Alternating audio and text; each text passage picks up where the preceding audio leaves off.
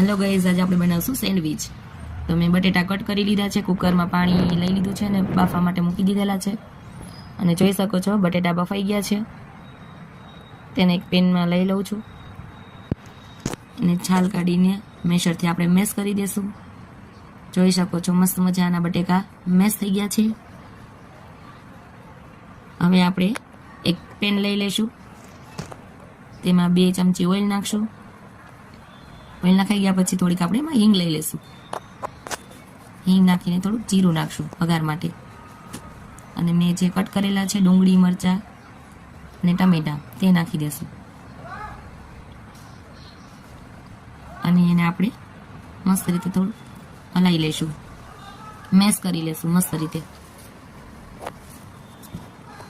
અને એને થોડીક વાર આપણે ચડવા દઈશું. એમાં થોડીક હળદર નાખી લઈશું અને હલાવી લઈશું. મસ્ત કલર લાગે છે. 2 ચમચી ચટણી નાખશું, પછી 1 ચમચી ધાણા જીરું નાખશું અને થોડોક ગરમ મસાલો અને થોડુંક મીઠું નાખશું. નાખીને આપણે મસ્ત રીતે ચલાવી લઈશું એને. મસ્ત રીતે મસાલો તૈયાર થઈ ગયો છે. હવે એમાં આપણે બાફેલા બટેકા નાખી દઈશું.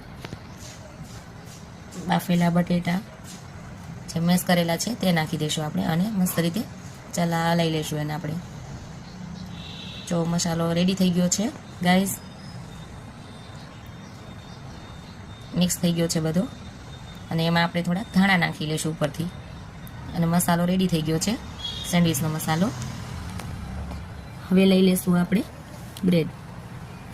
બ્રેડ લઈને મસાલો એપ્લાય કરી લઈશું. જો થઈ ગયો છે મસ્ત એપ્લાય. હવે બ્રેડ આપણે લગાવી દઈશું અને બધી આપણે મસાલોમાં બ્રેડ લગાવીને કમ્પ્લીટ કરી લઈશું. બધી થઈ ગઈ છે રેડી મસાલો લગાવીને. હવે આપણે એને સેન્ડવિચ મશીનમાં લઈ લઈશું. હવે આમાં આપણે થોડુંક બટર લગાવી દઈશું.